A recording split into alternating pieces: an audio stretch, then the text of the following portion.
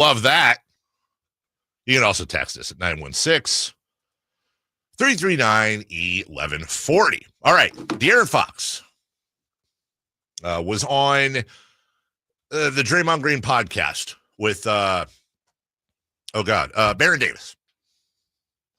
And talked about a lot of stuff. We played his extension conversation earlier, but that was at the very beginning of the program.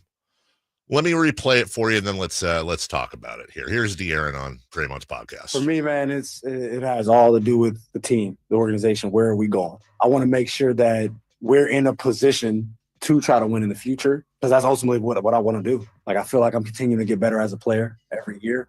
But for me, are we looking like we're continuing to get better year after year? And are we going to be able to compete at a high level? And that's all mine is. Like, if we can show that this year, like, you sign the extension now. If not, like, I still have another year, but that's where my mindset is. I love the city. Like, I love being here. I've raised my family here.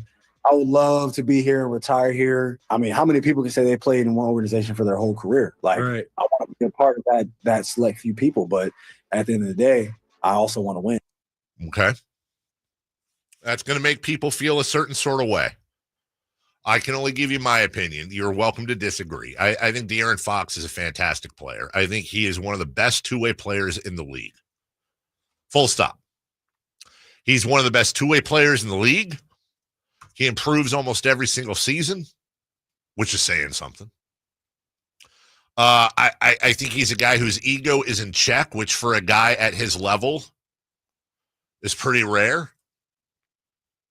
What's one of the things that is important to me is he loves this city. His family is in this city. He's been with this team through terrible times. And in 2 days, he turns 27. So we've got at least 5 or 6 years of De'Aaron Fox's prime. He's just entered his prime. He's everything you would want in a Sacramento King. He doesn't have off-court issues. He reps and rides for the city. So as a human, he's everything you'd want. Everything.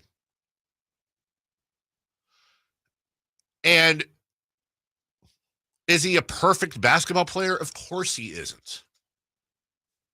But he's a top 5 point guard in the league. He's just entering his prime. He's a fantastic two-way player. He's threatened to get on all defense this year, at least second team. And he's here.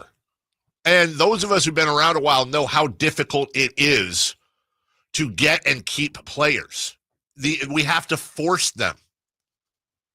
Vlade Divac and DeMar DeRozan are the greatest free agent signings we've ever had. Everybody else has had to be drafted or traded for, and then we got to pay them to keep them, which is normal for any franchise, the last part. So I'm not on I've seen the other side. You want to argue this, that, whatever about De'Aaron Fox's game, that's fine. I would also say he's been surrounded historically by not the greatest players.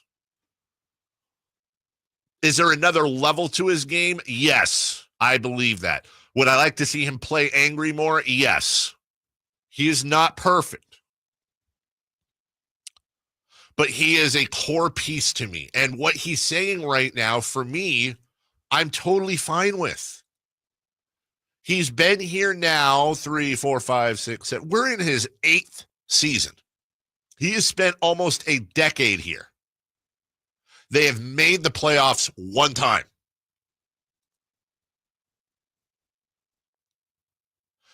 And he's saying, I want to stay. I want to sign the extension. But my only leverage on this team is not signing it because I want to make sure I don't want to commit myself to this team, have them all of a sudden figure out it's not good, be a part of a rebuild.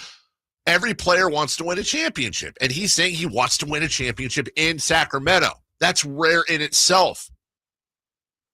So everybody out there that isn't happy with the makeup of the team, thinks Monty McNair needs to do something, thinks we need another piece or two, wants Vivek to spend more money. I hear all of you guys. My problem is a lot of the people I hear in that camp are also going to have some issues with him, meaning De'Aaron Fox, or what he's saying.